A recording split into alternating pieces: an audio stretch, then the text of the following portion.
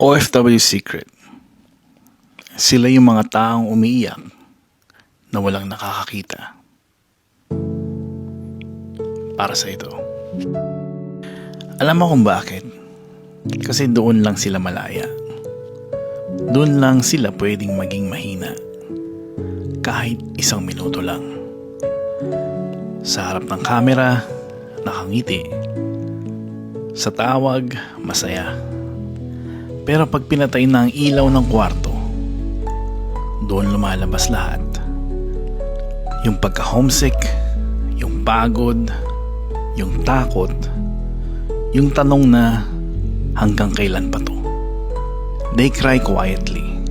Sa banyo, sa kitchen, sa break time, or kahit minsan sa bus pag-uwi.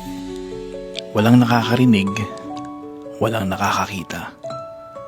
Kasi ayaw nilang maging pabigat. Ayaw nilang mag-alala kayo. Ayaw nilang maramdaman nyo na hindi sila okay. Pero ang totoo, every tear they hide is a sacrifice you'll never see. Pero lagi mong mararamdaman. Kaya kung may OFW kang mahal, huwag mong hintayin magsabi sila ng pagod na ako. Kamustahin mo.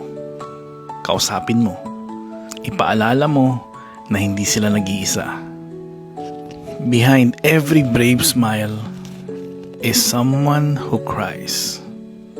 So you don't have to.